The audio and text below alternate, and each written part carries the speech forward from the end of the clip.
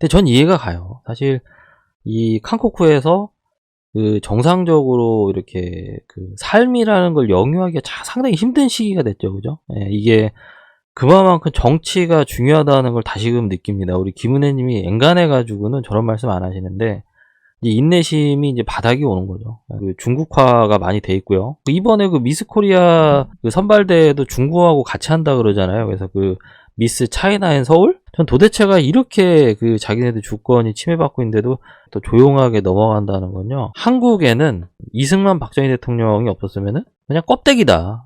이렇게 볼 수밖에 없는 거죠. 그죠? 예. 그 예전에 그 시진핑 씨가 그 트럼프 대통령한테 또 그런 얘기를 했죠. 한국은 원래 우리 속국이었다.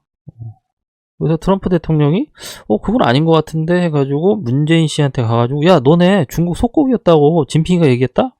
얘기했는데 아무런 반응이 없었죠. 아무런 반응이. 그래서 이번에 뭐 윤석열 씨가 되고 나서 뭐 그 흐름이 크게 바뀌었냐 또 뭐 그런 건 또 아닌 것 같기도 해요. 제가 그 한간에는 사람들이 그럼 앞으로의 정세는 어떻게 될 것 같냐, 도대체 대한민국의 소용돌이 치는 미래는 어떻게 되는 거냐 이렇게 물어보시는 분들이 계신데 제가 그래서 그 진짜 실제로 물어봤어요. 저한테. 그래서 술자리에서 물어보신 분이 있어갖고 제가 말씀을 드렸죠. 그 윤석열이 대통령이 된 시기는 지금으로부터 5년은 이민을 준비하라고 하느님이 주신 시간이다. 제가 그렇게 말씀드렸거든요. 그분이 웃으시더라고요. 아니 뭐 설마 그렇게 되겠어 그렇게 얘기하시는데 오늘만 해도 부채를 많이 갖고 있는 사람들의 80%를 탕감해주는 정책을 지금 정부에서도 발표를 했습니다. 제가 우파인데요. 그 우파를 지금 까면 어떡하냐 이런 말씀 하시면 안 돼요. 지금 윤석열 정부에서 하는 건요 그 우파가 아니에요. 표퓰리즘이지 표퓰리즘. 자, 오죽하면은 지금 윤석열의 5년은 이민을 준비하라고 하늘에서 주신 그 기가 막힌 시간이다. 이런 얘기를 하겠습니까? 그 정부의 정책을 보면요. 그 정부의 색깔을 알 수가 있어요. 근데 지금 뭐가 문제냐면요. 지금 우리나라는요. 돈을 더 풀면 안 돼요. 돈을 더 풀면 안 된다고. 지금 굉장히 이 돈을 줄이고 긴축 재정으로 가고요. 금리를 선제적으로 빨리 올려야 됩니다. 그래야지 지금 경제가 괜찮거든요. 근데 그걸 못해. 왜 못했는지 아세요? 금리 못 올려요. 빚내서 투자한 사람이 그렇게 많거든.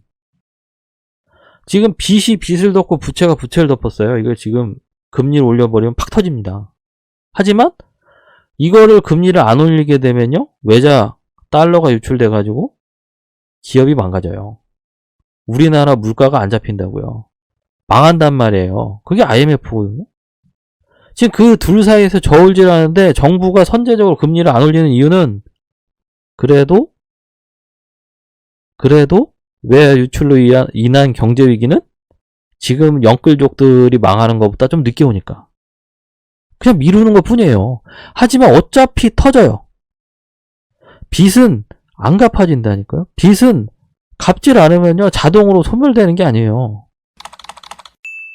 서두로 좀 에피타이저로 좀 말씀드리자면은 지금 이제 코로나 사태가 어느 정도 진정이 되니까 사람들이 그 접종자 비접종자에 있어서 작년에 그렇게 순환 시대를 서로 겪어놓고 지금 살짝 사회 전반적으로 분위기가 비접종자를 좀 우습게 보는 시선이 있습니다. 근데 분명히 말씀드리지만은 이 6개월 전만 해도 거의 죽일 놈이었어요. 비접종자가. 그런 그 압박 속에서도 끝까지 자기 신념을 관철시킨 건요 보통 정신 갖고는 안 되는 일이죠. 어마어마한 정신력하고 마인드가 있어야 되는 거고요. 그런 사람은요 그냥 NPC처럼 사는 일반 사람들하고 달라요. 이게 무슨 굉장히 우습게 보신 분들이 있는데 본인 입장에서 한번 그런 상황에 처해진다고 한다면은 접종자들 입장에서는 그거 못 견딥니다. 저도 그랬잖아요. 저 점심 제대로 못 먹어가지고 버터 챙겨가가지고 칼로리만 채우고 그랬잖아요. 그래서 살이 쭉 빠졌었잖아요 그때. 제가 턱선이 드러난 게 그 마녀사냥 피해 다니냐고 제가 이렇게 살이 다 빠지고 그랬다니까요. 비난하고 뭐 마녀사냥하는 건 기본이고요. 그 어떤 분들은 직장을 잃었어요. 어떤 분들 같은 경우에는 가족하고 친구하고 연을 다 끊었습니다. 그 이유가 뭐냐면요. 그 잘 이해가 안 가시는 분들이 우리나라에 많을 텐데 지키고자 했던 신념이 있어서 그렇죠. 예, 그건 다른 것도 아니고요. 그냥 당연히 인간으로서의 가져야 될 권리, 자유 때문에 그런 거죠. 자유. 너무도 당연한 이걸 지키기 위해서 엄청난 투쟁과 희생을 치러내고 지켜낸 게 비접종자들입니다. 그래서 이분들이 무슨 같은 접종자들 병신이란다. 갑자기 욕이 나요. 어떡하지? 접종자들하고 똑같은 선상에서 볼 수가 없는 거죠. 특별의식 가져도 돼요. 특권의식 가져도 되고. 예? 몇 프로? 1%가 채 안 되죠. 1%가. 요즘 자꾸 주변이 아프다 그러는데요. 예, 그런 거 봐도 저는 일말의 동정심도 없습니다. 예. 왜냐면 그 전에 그렇게 마녀 사냥하고 그렇게 선동하고 나 무슨 파이자 제약사 무슨 영업사원인 줄 알았어요. 예, 그렇게 백신을 홍보하고 이제는 얼굴이 막 재핏이 되고 몸이 여기저기 아프지. 예, 아프죠. 근데 그거 회복이 안 돼요. 회복이 안 된다고. 잘 회복이 안 될 거예요. 그게 어느 정도 좋아졌다 나빠졌다 계속 반복할 겁니다. 예. 그러다 운 나쁘면 어떻게 돼요? 가는 거죠. 한국인의 미개함을 잘 보여주는 사건들이 있어서 이거 진짜 말을 좀 하고 가야 되겠다는 생각이 좀 들거든요. 그래서 요거 좀 먼저 말씀을 드릴게요. 항상 말씀드리지만 시간이 많이 간다고 해서 그 민족이 우수해지거나 나라가 발전해진다는 법칙은 없어요. 갈수록 미개해지는 경우도 있습니다. 그 대표적인 경우가 지금 대한민국이죠. 그러니까 아마 이제 개혁님 말씀처럼 이렇게 전두엽 문제가 와서 그럴 수 있어요. 이런 짓도 서슴지 않고 하는 거죠. 제가 매주 일본인 선생님하고 1대1로 과외한다고 말씀드렸죠. 저는 이제 일본어 프리토킹을 하는데, 하여튼 내 자랑 하는데, 이번 홍수 관련해가지고 쪽팔린 게 있어요. 진짜 쪽팔린 거. 첫 번째가 뭐냐면요. 일본에는 지하실에 사람이 거주 안 합니다. 지하실이 있어요. 건물에 지하실이 있는데, 거기는 이제 댄스 교습소나 아니면 밴드 연습실 같은 걸로 쓰고요. 인간이 거주하는 장소가 아니에요. 인간이 거주하는 장소가 아니라고. 한국에 이 반지하가 있다는 거를 알았어요. 그 선생님이 이번에 침수 때문에. 거기에 사람이 살고 있다는 거에 그 일본 사람이 충격받았습니다. 일본 선생님이. 두 번째가 뭐냐면요. 그날 하루에 폭우가 그렇게 많이 와가지고 사람들이 발이 못 끼고 사망자가 나오는데 강남에 있는 모텔들이 모텔 값을 1박 하는데 18만원을 불렀어요. 18만원을 불렀습니다. 이거는요 상수를 넘어선 거고요. 일본 선생님하고 저하고 얘기하면서 놀랬던 게 뭐냐면은 어찌됐든 간에 이거를 80%로 올린 셈인데 하루 만에 내가 내 모텔 운영하면서 가격을 어떻게 봤더니 네가 뭔 상관이냐. 이거는 어디까지나 장사다. 비즈니스다 이렇게 얘기하는 분들이 있는데요. 그거 보면서 제가 또 한 번 아연질색했습니다. 타인이 당한 재난 상황을 이용해서 그걸 돈벌이 한다는 게 오히려 더 문제죠. 최소한의 상도덕이라는 건 바라지도 않고요. 천민 자본주의를 공정한 어떤 페어플레이 자본주의하고 착각하시는 것 같아요. 남이 공공한 처지를 이용해가지고 그걸 돈벌이로 하는데 적당히가 없어요. 적당히가 없다라는 거, 적당히가. 그런 식으로 이렇게 논리 피면요. 지금 대기업들이 다 일어나가지고 자본 투자해가지고 곳곳에 다 사업 같은 거 처먹어도 돼요. 할 말 없는 거 아니야. 내가 내 돈으로 다 사업한다는데. 그렇게 대기업이 와가지고 마트 만드는데 골목상권 죽는다고 외치던 새끼들이 모텔하고 이런 자영업자들 아니에요? 근데 지들이 지금 일반 사람들 그냥 상황도 아니야. 무슨 크리스마스 이런 것도 아니란 말이에요. 재난 상황이에요. 사람이 죽었어요. 근데 그런 걸로 이용해가지고 평소 가격의 80%를 헤쳐먹는다는 건요. 그건 장사가 아니죠. 그냥 한두 번 이런 일이 이제 한 번, 두 번 이렇게 나오면은 그냥 이제 사람 사는 세상이니까 이해할 수가 있는데요. 그 수준이 아니에요. 대한민국은 지금. 가장 최근에 이 복순이 있죠. 복순이. 이 개가 주인을 살렸다면서요. 이 뇌출혈 일어난 주인 살리려고 지져가지고 사람 불러가지고 이제 주인을 살렸다네. 근데 얘가 조금 다쳐가지고 동물병원 데려갔는데 치료비가 없으니까 이거를 그냥 그 보신탕집에다 넘긴 거 아닙니까? 뇌출혈로 쓰러진 거 미친 듯이 지져가지고 살려주니까 나중에 그 보답으로 보신탕집에 보내는데, 그 은혜를 이런 식으로 갖는 게 이게 그 한국 사람들의 전형적인 방식이죠, 그죠? 그래서 제가 정말 그 칸코쿠지는 정말 그 어디가 좀 망가진 것 같아요. 어떤 인생을 살아오면 이제 저따위 행동을 하지 나는 이해할 수가 없습니다. 이거 앞서서 여러분 보세요. 지금 벌써 3가지인데요. 그냥 저기 그냥 남의 그 업장에 들어가서 똥 싸는 거, 그리고 그 지하 그 완전히 그 침수가 돼가지고 사람들이 집을 못 가는데 그걸 이용해가지고 모텔비 또 받아 처먹는 거라든가, 아니면 이제 자기를 목숨을 살려준 개를 갖다가 보신탕집에 보낸다든가. 그러니까 뭔가 어느 한 부분이 망가지지 않고는 이따위 행동할 수가 없거든요. 제가 말씀드리잖아요. 대한민국은 다른 게 필요 없어. 전두엽 치료가 최우선이다. 전두엽 치료가 최우선이다. 전두엽 치료가 최우선이다. 내가 말씀드린 거예요. 그래서 다른 거 필요 없어. 너네는 다른 거 하지 마. 치료가 최우선이야. 아프다는 거 인정해야 돼요. 제가 항상 말씀드리잖아요. 전두엽 치료 해야 된다고. 내가 그거부터 해야 된다 말씀드리잖아요. 저한테 오세요. 제가 해드리니까. 경찰에 신고만 하지 마세요. 일단은 전두엽 치료 일단 기본적으로 물리치료를 처방하거든요. 그래서 그 치료의 하나로 보셔야지 그 어떤 뭐 폭력행위나 이런 걸 보시면 곤란해요. 이제 그러면 제가 치료할 수가 없죠. 네. 교육받고 학교 다니고 뭐 이런 게 중요한 게 아닙니다. 치료부터 해야 돼. 치료부터. 지금 제가 앞서서 3가지 사례만 보여드렸잖아요. 가장 최근에 있었던 가장 미기했던 거 3가지인데 그거 말고도 숱해요. 그러니까 이제 난 그런 생각도 드는 거야. 그래서 그 한국인은 하루라도 쓰레기 짓을 안 하면은 견딜 수가 없다. 이런 병이 있는 것 같아. 병이. 지금 김인혜님 문해력 얘기 나왔는데요. 지금 그 얘기 해드리려고 해요. 그 원인이 있어요. 그래서 제가 항상 이렇게 진단을 해드리잖아요. 그 원인이 뭔지 제가 항상 진단을 해드린다니까요. 이게 지금 여러분들 그냥 일어난 일이 아니에요. 이따위 일이 일어나는 건요, 그 정상적인 그 사람 사는 세상이 아니에요. 그걸 왜 정상이라고 보십니까? 자, 여기 보세요. 충청도 그 한 교실이죠. 여기 선생님이에요. 선생님. 이 사람이 이 지금 교복이 뭐예요 이거. 근데 여기 누워가지고 선생님 지금 수업하는 거 촬영하고 있어요. 이 선생님도 애를 못 건드립니다. 그냥 그냥 이거 방관하는 거죠. 이렇게. 이게 지금 한국입니다. 이게 한국. 여러분들 이런 상황이 정상적이라고 보이세요? 이 접종을 하도 많이 해가지고 뇌 손상이 좀 일찍 왔을 수도 있어요. 지금 애가 지금 몸을 못 가누고 이렇게 바닥에 누워있잖아요. 그죠? 이게 지금 뇌가 아픈 거거든.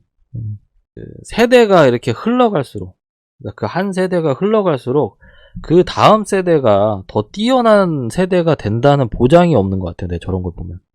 가면 갈수록 열등해지고 약해지는 세대도 있거든요. 그게 지금 MZ하고 이제 막 나오는 10대 애들 같고요. 이제 불과 저하고도 몇 년 차이 안 나는 애들도 보면은 이상한 애들 많더라고요. 이제 개형님 말씀처럼 이제 제일 문제가 되는 게 얘네가 10대 때부터 그렇게 접종을 많이 했잖아요. 인젝션을 그렇게 많이 맞았으니 정신이 맛이 가죠. 간질인가요? 이게 전두엽 치료가 시급한 거죠. 이제 맛이 간 거죠. 이제 뇌가. 특히 이제 남자가 아닌데 이제 남자 흉내 내면서 이제 어린 그 애송이들 있죠. 그런 애들은 접해야지 이게 말이 이게 교화가 돼, 교화가. 이런 애들 가정에서 교육하겠어요? 그냥 학교한테 맡겨도 그냥 땡치는 거지. 문해력도 안 된다니까. 이랬는데 무슨 학교 교육을 뭘 받아요. 제가 올해만 이런 거 2번째 지금 보는데, 심심한 사과, 금일, 고지식 뜻도 모르는 MZ세대, 문해력 부족 심각. 그러니까 이게 사실상 사람 가죽만 썼지 이게 인간의 말을 이해를 못 한다는 거거든요. 근데 얘네가 이제 자라나서 대학생이 되면 좀 나아질까요? 내가 또 한번 알아봤죠. 똑같아. 대학 와서도 글쓰기 배우는 학생들, 대학생 문해력 저하 심각. 똑같아. 대학 가도 나아지지가 않는다. 얘네가 대학 들어가가지고 뭐씩 공부 좀 한다고 꺼들먹거리는데 가가지고 제일 먼저 배우는 게 사람 말 배우는 거야. 청소년만 그런 게 아니라 대학생도 그래. 이런 애가 크면은 그냥 대학생이요. 여기 뇌 아픈 애 있죠? 얘가 크면 그냥 대학생이 이렇게 된다니까요. 자연스럽게. 금일마가 많은 분, 이거 다 알죠? 이게 모른다니까 애들은. 사람의 언어를 이해를 못한다니까 지금. 이거 심각한 거예요 이거. 말이 통해야지 무슨 교화를 하고 고치고 뭐 이럴 거 아니에요. 가르쳐주고 이럴 거 아니에요. 말이 안 통하잖아. 이거 언어 장애인이나 다름없어요. 저 정도 문해력은요. 사람의 말을 이해 못해요. 근데 뭐 그러해서 그런지 몰라도 뭐 우영우가 인기더라고요. 그죠? 그냥 본능적인 것만 얘기하는 거야. 뭐 배고파, 뭐 변 보러 가고 싶어, 뭐 이런 거죠. 근데 이렇게 또 애들이 또 바보같이 이제 그 뇌가 망가지고 있는데 그러면 뭐 심성이라도 좋냐? 얘네가 문해력이 이렇게 떨어지니까 이게 서로 의사소통이 안 되니까 이렇게 칼을 겨눈단 말이에요, 서로. 응? 이게 지금 20대도 아니고요, 이제 10대인데요. 길 가다가 이렇게 걸어가다가 이제 어깨에 부딪혔는데 웃고 가는 게 자기 비웃는다고 해가지고 인근 편의점에서 칼을 사다가 그 상대편 여학생 3명의 얼굴을 난도질을 한 거예요. 요즘에 이제 틈만 나면 우리나라도 이렇게 칼을 드는데 이게 무슨 뭐 이게 원래 이렇게 사람이 이 언어를 이렇게 배워서 이 체화를 시켜서 대화로 풀어야 되는데 이제 이런 게 안 되는 거예요. 애들이 언어 장애가 있잖아. 그러니까 이런 세대가 자라나서 기성세대가 되면요 우리나라는 불보듯이 뻔해요. 지금 입국 전 PCR 검사 면제를 이제 OECD국 국가들은 전부 다 했고요. 일본 같은 경우도 이제 검역 대응 각종 조치를 더 완화한다고 기시다 총리가 얘기를 했죠. 근데 이제 한국만 유일하게 지금 PCR 검사 하고 있거든요. 다른 국가, 다른 OECD 국가는 다 이제 병신이어가지고 PCR 검사를 폐지를 했을까요? 다른 OECD 국가는 정말 미개하고 이 위생의식이나 방역에 대한 어떤 관념이 없어서 PCR 검사를 지금 없앴냐? 한번 이렇게 한번 생각을 해봐야 되거든요. 그러면은 생각해 봐야 돼. 다른 나라가 병신이 아니라면은 그러면은 한국에서는 왜 PCR과 마스크가 남아있을까? 자, 이게 생각을 해봐야 되는데, 그죠? 우리는 알잖아요, 그죠? 자, 다른 국가들은 방역의식이 없어서 PCR 검사 없앰? 아니죠? 아니? 그럼 한국은 왜 유지함? 아직도 PCR함? 여기서 이제 우리 접종자 애들이 막히는 거야. 이제 글쎄? 라고 하겠죠. 그래도 안전을 위해서 해야 하지 않니? 그러면 다시 또 내가 물어볼게. 나 이런 바보 같은 질문을 몇 번씩 지금 반복적으로 하면서 얘기를 해줘야 되지. 나는 이해할 수가 없는데. 정말, 이거 개혁님, 그죠? 이거 초등학생도 알 수 있는 거잖아요. 그죠? 다시 내가 물어볼게. 자, 안전을 위해서 해야 되지 않니? 그러면 또 물어볼게. 이건 이제 꼬리에 꼬리를 문다. 그러면 다른 나라는 안전의식이 없는 거네? 다른 나라는 선진국 아니니? 선진국, 그러면 이제 답변이 이렇게 나오지 또. 선진국이어도, 이어도 방역의식은 한국이 세계 최고.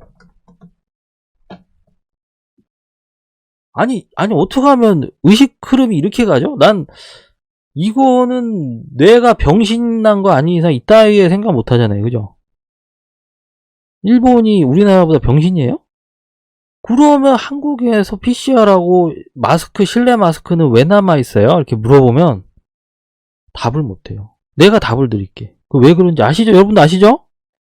PCR하고 마스크를 유지하는 단 하나의 이유는 장사 치는 거 말고는 없다.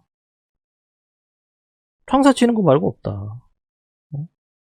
그래서 범죄도시에서 누굽니까? 그 주인공 누구죠? 남자 그 악역으로 나오네? 손석구가 그 베트남에서 한 얘기가 있잖아요. 손석구가 너 지금 마케팅 당한 거야. 이거 유명한 대사 아닙니까? 이거 너 지금 마케팅 당한 거야. 아까 개혁님 말씀하신 거 이거잖아요. 신속 항원검사 2달 동안에 동네 병원 6,800억 원을 쓸어먹었어요. 아까 타인의 공공한 처지를 이용해가지고 장사치는 새끼들 내가 상도덕 없다 얘기했죠. 지금 모텔에서 그날 홍수가 나서 18만원 받은 애들하고 똑같은 짓거리 하는 거, 이게. 모텔 하는 새끼나, 병원 하는 새끼나, 장사치는 거 똑같다. 6,800억 원. 동네 병원에서 어떻게 이 수익이 납니까? 뭘로 이 수익이 나요? 코로나 사태 터지고 나서요, 말은 안 하지만 동네 병원들은 만세 불렀을 거야. 자기가 개업한 이래로 이렇게 장사 잘 되는 경우가 없었거든. 자기 병원 그 개업한다고 해가지고 또 대출 풀로 땡겨가지고 장비 사온 거 빚 다 갚았어요. 코로나 있는 3년 동안. 그렇게 마케팅을 모을까? 치료비가 아니고 검사비로 이렇게 해먹었다고.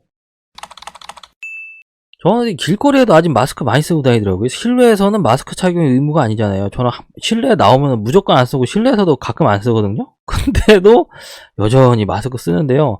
확실히 외국 사람들이 마스크 많이 안 써요. 이 한국 사람들 특징이 그거 쓰고 있는 게 뭐 대단한 방역의식이 있는 것처럼 착각을 하는데요. 이 마스크 계속 쓰고 있으면요, 기침이 잘 안 나요. 마스크 자체가 세균 덩어리인데. 에스프레소. 마스크를 어디까지 쓰는 게 아니라 그냥 걸치기라도 하라는 게 제정신 아닌 듯. 그러니까 마스크를 아예 벗지는 말고 걸치기라도 하라는 얘기인데, 이거 뭐죠? 마스크가 무슨 부적이에요? 몸에서 떨어지지 않게 이렇게 붙이고 있어야 되나? 이 정도면 종교의식이라고 봐야죠. 자, 그럼 내가 또 물어볼게. 이것도 되게 너무 간단한 거잖아. 이게 전부 다 멍청한 한국 사람들한테 설명해 주는 건데, 마스크 쓰고, 백신 맞고, 콧구멍 쑤시고, 요 손 뭐야, 이거 이거 뭐죠, 이거? 손소독제, 손소독제. 이것까지 막 철저하게 하면서, 그렇게 벌써 방역에 관련돼서 개인이 하는 게 몇 가지예요. 마스크 써, 백신 맞아, 콧구멍 쑤셔, 요 손소독제까지. 벌써 4개나 하잖아, 4개나. 그죠? 4개나 하고, 검사까지, 콧구멍 4개. 그런데 이게 근데 그렇게 많이 해가지고 도대체가 그러면은 확진자를 왜 100만 명당 확진자가 세계 1위를 찍습니까? 그렇게 유별나고 각별하게 방역의식이 있어가지고 네 가지나 개인 방역을 철저하게 하는데 왜 확진자 세계 1위를 찍냐고요? 논리적으로 안 맞잖아요? 검사를 많이 해서 PCR을 많이 해서 확진자가 많이 나오는 거지.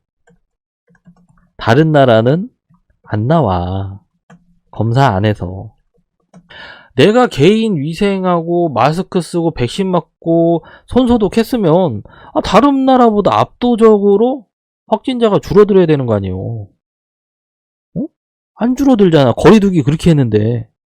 왜 지난주에 세계 1위를 찍죠? 그럼 내가 결론 내줄게. 이거 뭐 어려운 거 아니잖아요. 그죠? 그러니까 니네들이 마스크 쓰고 뭐 손소독제 하고 거리두기 하는 게 다 생쇼라는 거지. 유식한 말로 요식행위. 근데 이제 요식행위를 넘어섰어, 내가 볼 때는. 거의 지금 종교의식이라고 봐야 돼. 종교의식. 그걸 하면 그냥 안심이 되는 거야. 그냥 마음의 위안을 찾고 싶은 거야. 이 가녀린 내 마음에 대한 위안을 찾고 싶은 건데, 마음의 위안을 그딴 데서 찾지 마세요. 제발 좀. 추하니까. 무슨 전두엽 장애 인증하는 것도 아니고, 네 전두엽 병신인 거 그냥 원래 알고 있으니까, 자꾸 인정하지 말고, 남한테. 마음의 위안을 왜 마스크에서 찾냐고요. 응? 존나 추하니까 좀 다른 데서 좀 찾았으면 좋겠어요. 그냥 차라리 불륜을 해. 아니, 그러니까 이게 무슨 마음의 위안 말고 무슨 의미가 있어요, 지금 개인 방역이? 그냥 마음의 위안이 안 되면 그냥 불륜을 하세요, 차라리.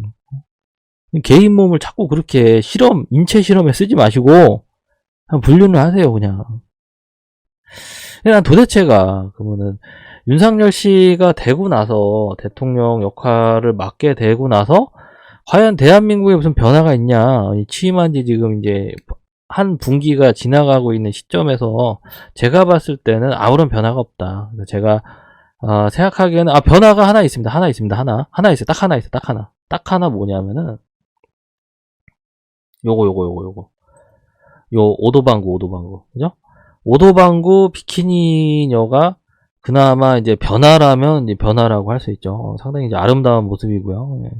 왜 공공장소에서 지금 뭐 하는 겁니까, 이게 지금 모자이크 하니까 더 야해 보이네. 이게 이렇게 노출을 해도 되는 건가? 사람들 막 있는 데서 불특정 다수가 있는 이 지역에서 이런 식으로 노출하고 말이야, 비키니 입고 이래도 되냔 말이야, 지금 사람들이. 그래서 지난주에 그 이태원 가셨던데, 이태원 그 많은 인파 속에서 이렇게 비키니 입고 이 사람들아 이렇게, 오도방구 타고 이런 식으로 빠라바라밤 하면 되겠냐고, 이게 지금. 이거 되겠어요, 여러분? 지난주에 이태원 가셨다면서요, 지난주에. 그래서 이번 주에 어디 가신다고요? 가실 때 미리 이렇게 인스타나 이런 식으로 언질 해주시면 제가 또 가서, 예, 또 적극적으로 또 이 취재하고 또 인증샷을 찢을 수밖에 없잖아요. 그죠? 예, 홍대 간대요? 이번 주 홍대다. 예, 윤석열 씨가 대통령 역할을 하게 되고 나서 있는 변화라고는 이거죠, 이거. 예. 자유의 바람이 불어서 이제 이 뭔가 좀 자유의 바람이 좀 불고 있나? 이런 생각이 드는 건데, 그거의 바람의 강도라고 해봐야 요 다수가 보는 데서 이 비키니 정도 입는 게 우리한테 허약된 어떤 자유 아니냐, 이런 생각이 들어서 씁쓸합니다. 네, 그래서 할 수 있는 자유의 모습이라는 게 한 요 정도밖에 안 된다는 게 역시 한국의 한계가 아니냐, 이런 생각 많이 들고요. 오늘 뭐 방송에서 뭐 콘텐츠 아닌 콘텐츠 하면서 또 말씀드릴 수 있었던 결론은 그거